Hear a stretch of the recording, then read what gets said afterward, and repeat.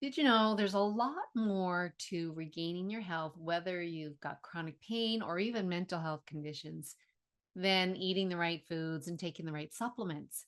There's so much going on with our emotions. That's what we're going to be talking about today. This is Wellness by Design. I'm your host, Jane Hogan, the Wellness Engineer.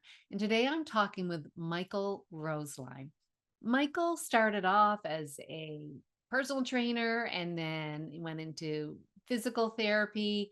Eventually, he went into functional medicine, and now he has really gone full circle and moved into compassionate inquiry training he's done with Dr. Gabor Mate. And it was his own mental health issues, but also his wife's journey with an autoimmune condition that really sparked this method of regaining wellness. And so that is what we are talking about today. We're talking about chronic pain. We're talking about Michael's history. And he's really vulnerable about his past and what he's learned. I think you're really going to enjoy this episode and what he talks about in terms of the things we need to focus on when it comes to gaining health. All right, we'll see you inside. Michael Roesslein, welcome. I'm so happy that you're here today because I remember seeing you on summits years ago. I know you hosted summits and hearing about um like you were just so driven from your heart to help your wife out with her health challenges. So, thank you so much for being here all the way from Italy. Yeah, thanks, Jane. Thanks for having me. I'm excited to be here and to support your project and to lend whatever I can to it. Well, let's hear a little bit about what drew you to kind of the alternative medicine space, because I know that it was your wife's health and not specifically yours, but maybe you can weave in some of your own story there. Just if you could tell us a little bit about your experience and what happened with you. Sure, sure. I actually was already kind of in the functional medicine space when she got sick. The way that I landed there is I had gone back to school to get a master's degree. I was a teacher originally, completely unrelated, and sort of.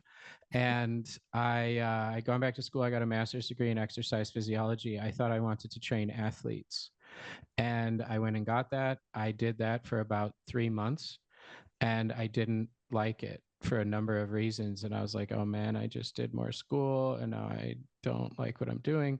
And I decided I wanted to start working with people who were more deconditioned or out of shape or unhealthy versus trying to get somebody to jump another inch higher who's already like an extreme athlete.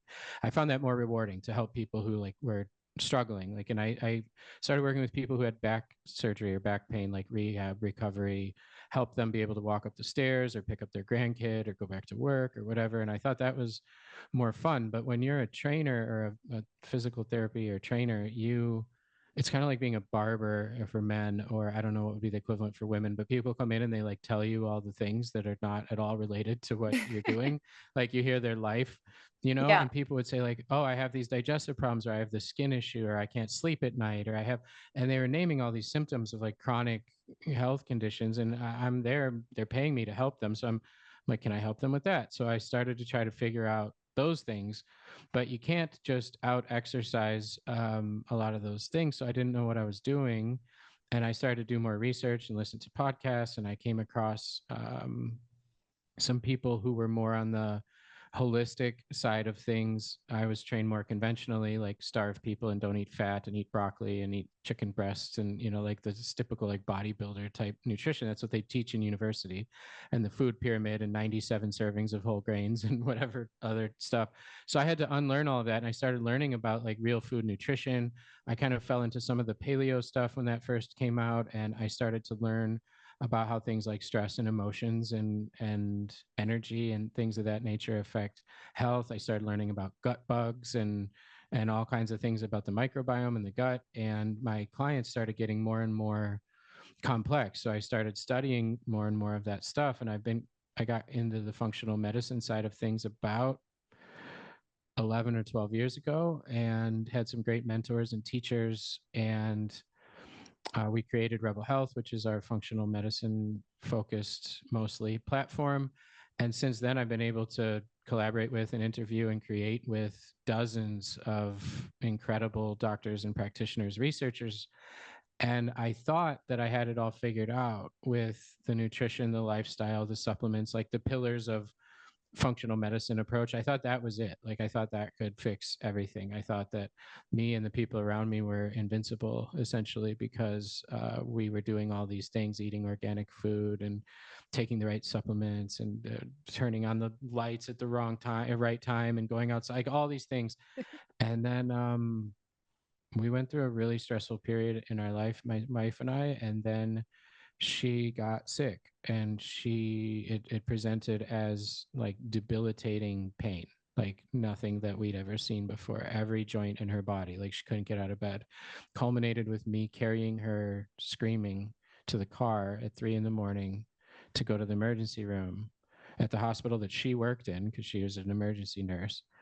And you know, 3 flares and 2.5 years that those 3 flares on off, the last one being a year long during COVID when she was in the emergency room working as a nurse. During a flare, she was diagnosed with lupus and palindromal rheumatism, which is basically rheumatoid arthritis that goes away and comes back that they can't explain. So they give it a name that makes it sound like a disease.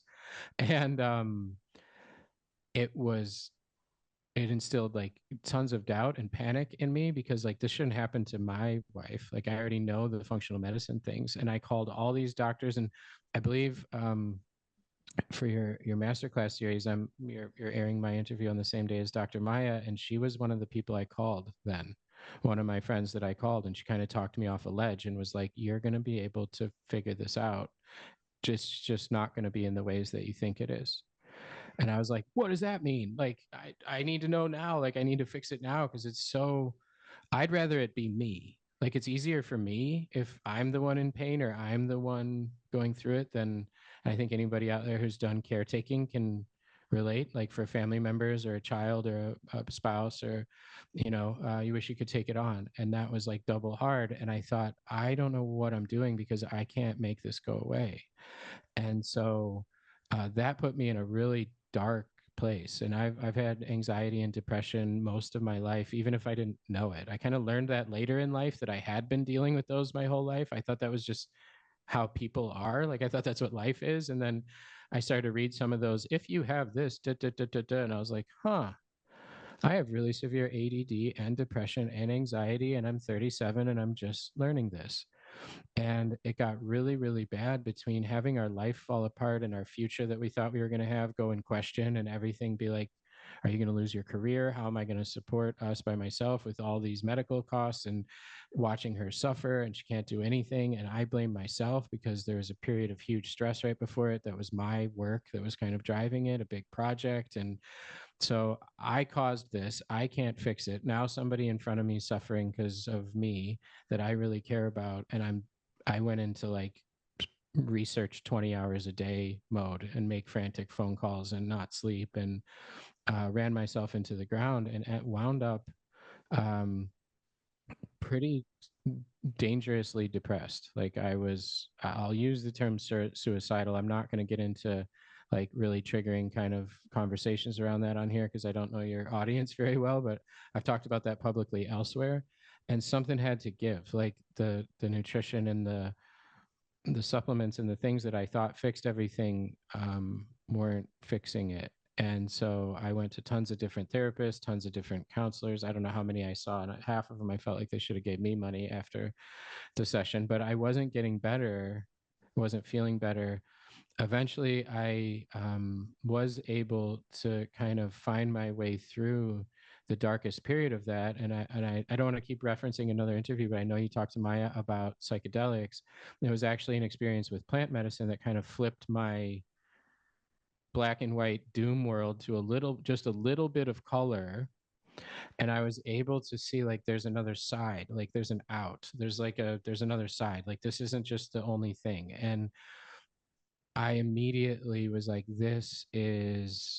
I need to do more of this. Like, and I don't mean psychedelics. I'm like, I need to go down this is the way, like Right. exploring the emotions, the trauma, the like what just happened? Like what just happened? Not that it did happen, and I I'm not advocating like everyone go out and take psychedelics. It's that like I felt this way yesterday or a couple days ago. I feel this way now. That's possible. Gave you So hope.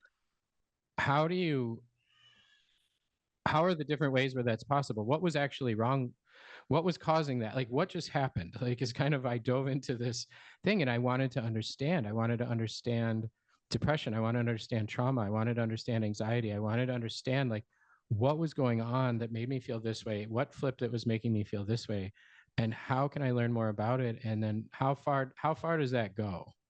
Like where can I go? Like what how do I, because I got from, here to here. How do I get to over there? Like how do I, there's like happy people that are happy. Like how do I get to be one of those people? Like, and what is happiness? So I started, I've dove in, and that was 6.5 years ago. And now I've been through tons of, I think about 1,300 hours of trainings.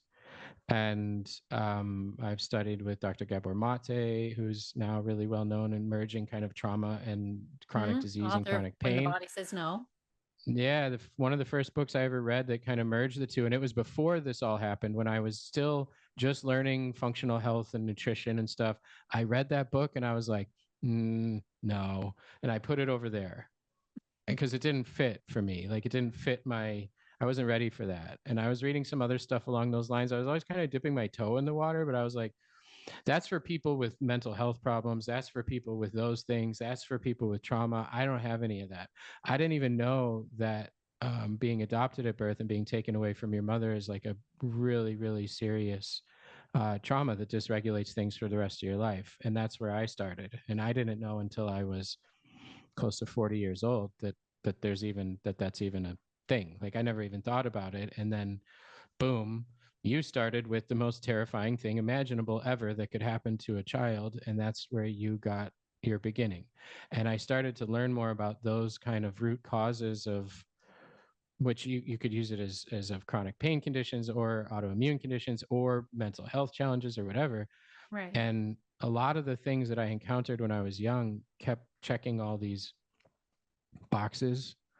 And I was like, huh, okay. So then that's where I just dove into that and was like, I'm going to just jump. And I was so like scary to do it because I knew there was something there. There was something driving this like dark fear, panic, gloom that I always was living under.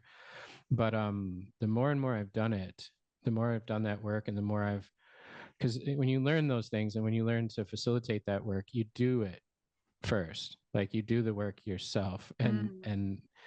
at least you should. Like at least that should be how it is. Any good training, the facilitators are doing the work. And what I've learned is that the monsters that I was scared of don't really exist most of the time. That there is no thing to be scared of, and um, I just keep finding different layers of really seeing myself differently based on what I'm learning about what happened and how that influences me and influence my experience and my physiology and all these things. And it Mm. wasn't my fault. And so, like, it takes away the something is wrong with me and turns it into like these things happened.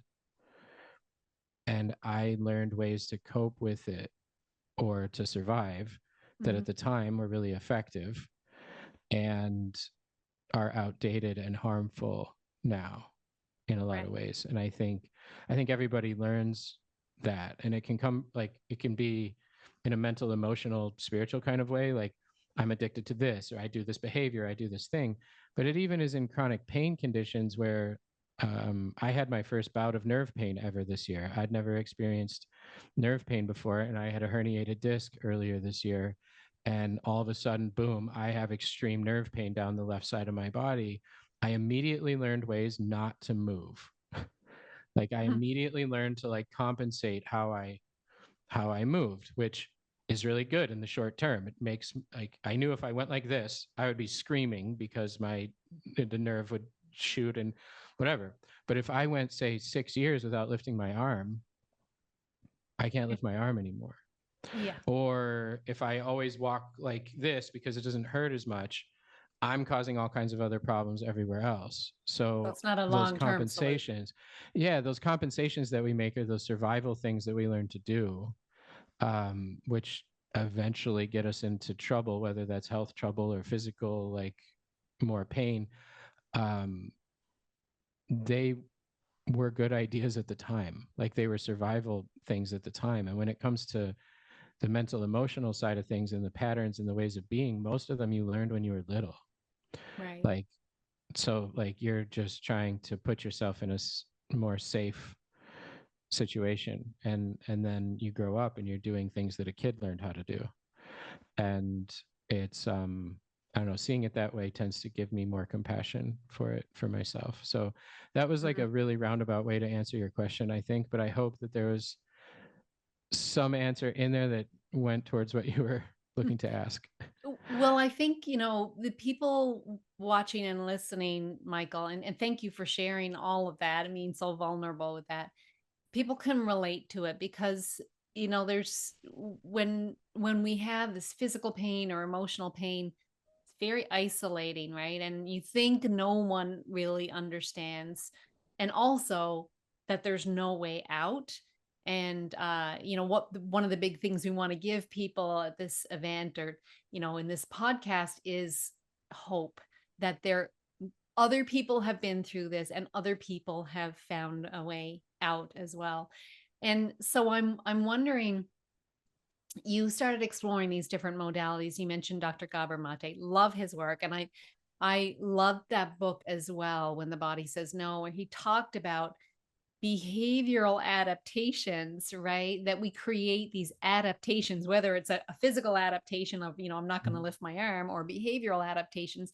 We create these adaptations when we're little to protect ourselves because we couldn't fight or flee or, do any of those other things. So we create these adaptations, but then that leads to other problems because they're not really long-term solutions. But it's interesting to see them that way. So I'm wondering, with everything that you learned and it has helped you, right? Did you apply any of this, or did your wife apply any of this to her health challenges that she was having, and did it help her? Yeah, I think that I was going through my crisis kind of in between her first and second flare.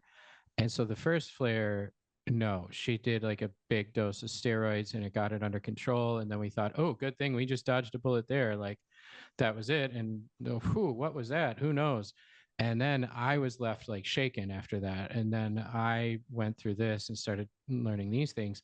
And I drip stuff at her when I learn it. Like I don't Mhm. try to, because people don't like being told what to do, and they especially don't like being told what to do by the people closest to them. So if anybody's got like True. parents who have health problems and you're like a health practitioner and you want to try to save them or get them to do things, you'll learn really quickly in most instances that it's not going to work. So um, I at first I was like, you got to do this, you got to do this, you got to do, and then there was a lot of blowback because people don't like being fire hosed with what they have to do and what they should do.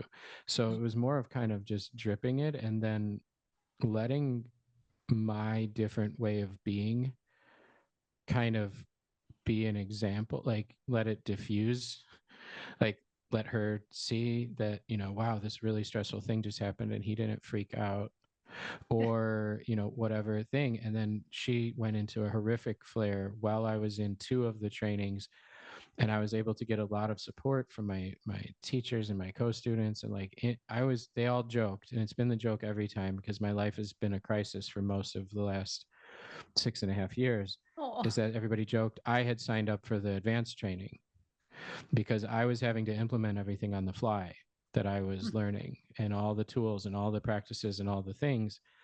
It's much easier to learn to do those things when your life isn't on fire, when your world isn't on fire, when there's not some sort of impending crisis. Like meditation and mindfulness teachers will say that, like, practice your mindfulness and meditation practices right now when you're feeling okay and when your life isn't in a crisis, because you need to fall back on those things when times are hard and there is a crisis, there is a grief, there is a loss, there is a really scary thing. And I was learning them in the fire between all the flares and the uncertainty and like loss in our family and moving overseas, which was really stressful, and um, really traumatic birth of our son. So like it was a lot of boom, boom, boom, boom, boom in a row. And I think for her, she was able to kind of pick up what she was seeing. And then if she asked me, it would help.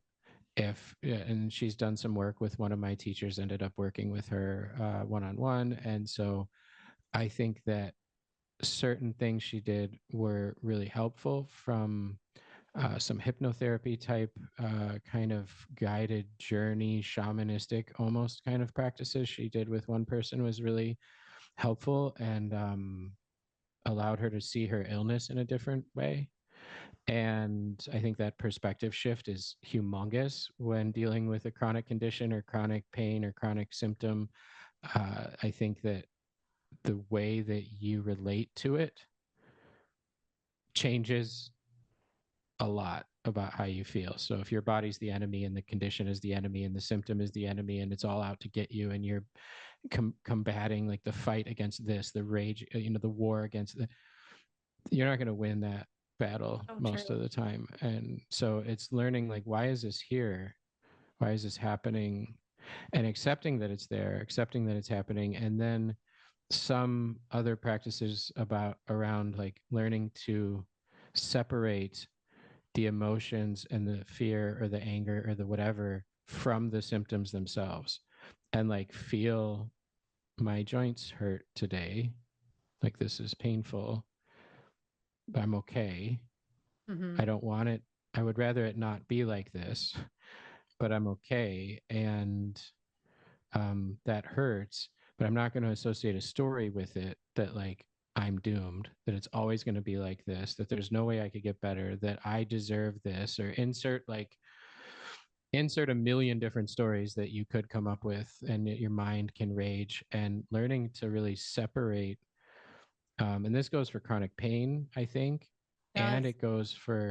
it goes for um, anxiety and chronic ruminating thoughts and things like that too, is like noticing them, or symptoms, physical symptoms of anxiety. Like for me, I learned to notice my legs feel really agitated, my arms feel really agitated, um, my chest is fluttering a little bit.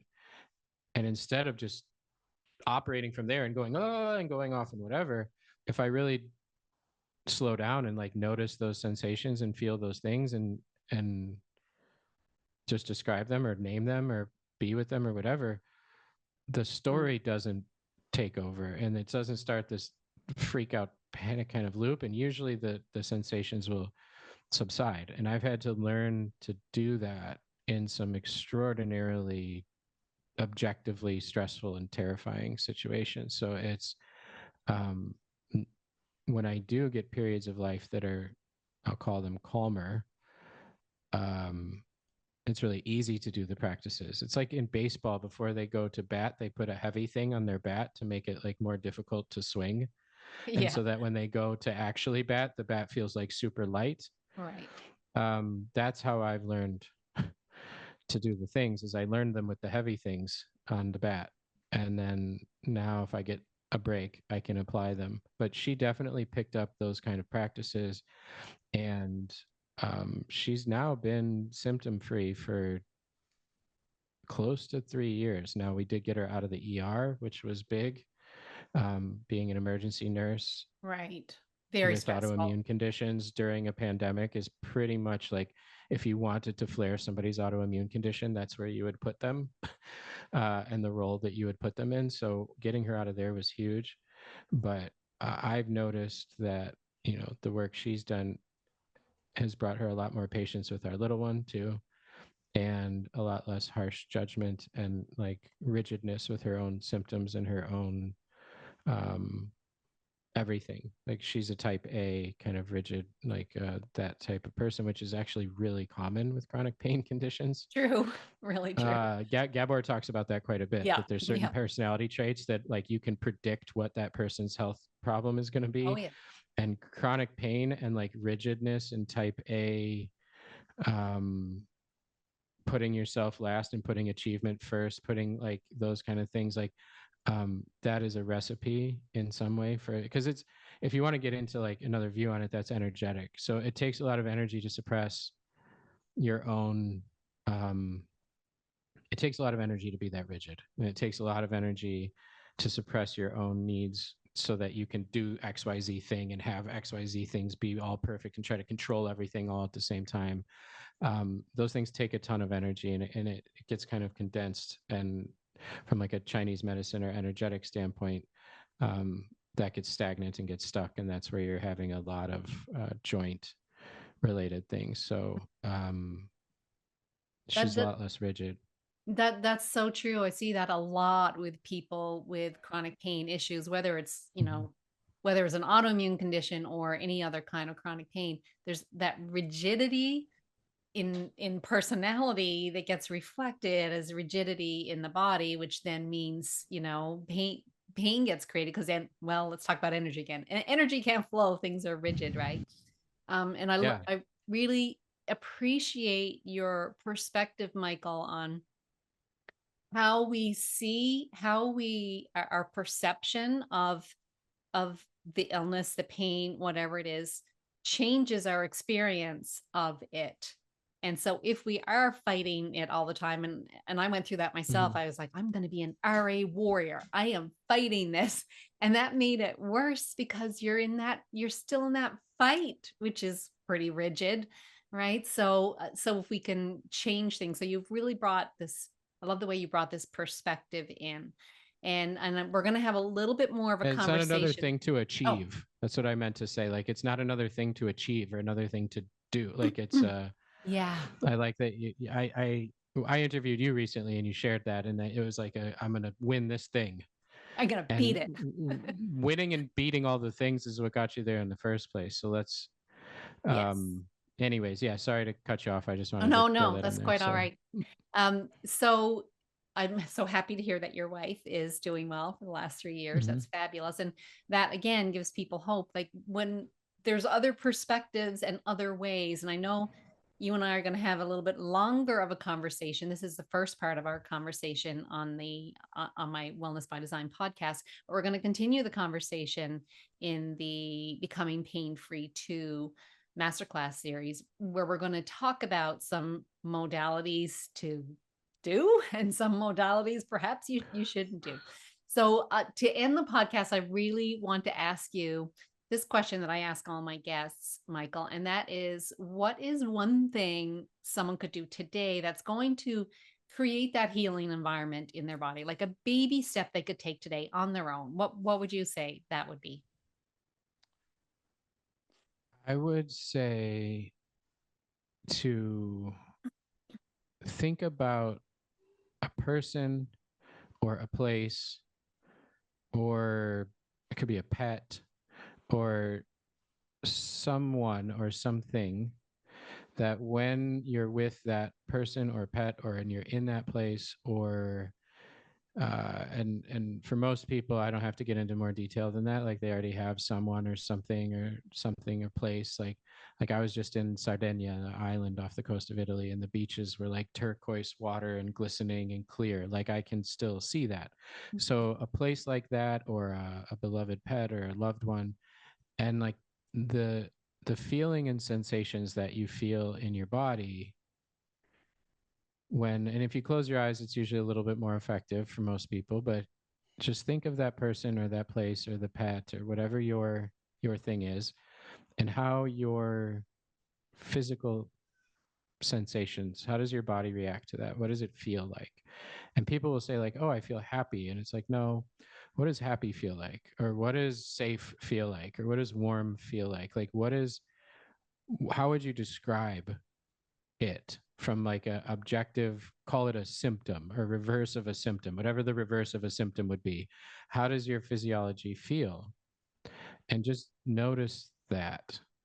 And for some people, it's probably a pretty pronounced shift in how they feel. For others, it might be more subtle. I know a lot of people with chronic pain tend to get really disconnected from their body, which again is an adaptation that is Mhm. serving them really well in a situation that you need to titrate back into feeling safe with the body, but this is a way to do it and find places in your body that don't hurt and that you might feel warmth, you might feel relaxed, you might feel ease, you might feel flowy, you might feel solid instead of wobbly, you might feel, those are kind of descriptions of what you're physically feeling. And I would invite everybody to do it right now, but then also maybe fit 5 minutes into your day for a week and try that out and just see what that feels like. And notice, it was kind of like when I was driving home the next day after that experience I had that kind of shift my depression. I had to pull over because I was so like overcome with emotion that I felt better, that like feeling different was a thing, that it even was like a Possibility. that wasn't it wasn't going to always be like that, like that there was like another way to feel. And little glimmers like this can give people who have felt not great for a long time a way to feel something that's different, even if it's just for a minute, a few minutes, 5 minutes, 10 minutes. But what that proves is that it's there, and it's always there, and you can always access it. And this is just one way to do it. So I love that. How's that one work for you? That's great. I love that because it really is a way to teach yourself that your body can feel another sensation. So thank you so much for that, Michael. Now, Michael, where's the best place for people to learn about your work and find out more about you? Um, I'm kind of in between places right now. You can go my functional medicine platform, the one that I've been running. Like I don't even call it that anymore, but like the more physical health side of things is Rebel Health, and that's rebelhealth.co is the website that's new that should be launched by the time this airs. And that's where you'll find a lot more of the functional medicine side of things and the nutrition and the lifestyle and the health. And then I have a second platform that won't be fully live in the fall, but there will be a page there where people can sign up if they want to stay in the loop with what I'm going to be offering going forward. And that's more the breathwork and emotional healing and trauma resolution stuff. And that is called Anima Somatic Self. And that's Anima, ANIMA, which means soul in Italian. So it's Anima Somatic Self. And that's just one word, .com.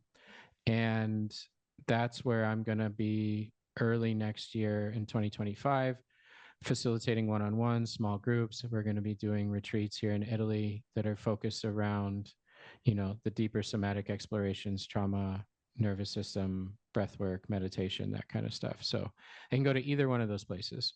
Yeah. Thank you so much for the work that you're doing, Michael, and just sharing all this great body of work with the world and really helping people. So thanks so much for that, and also for being a guest on Wellness by Design today. Thanks for having me here. It's tons of fun. I really enjoy chatting. And for people who are interested in hearing the rest of our conversation, check out the link in the bio to sign up for the Becoming Pain Free 2.0 Masterclass. It's called the ABCs, Autoimmunity, Back, and Chronic Pain. And it all begins on November 4th. All right, we'll see you then.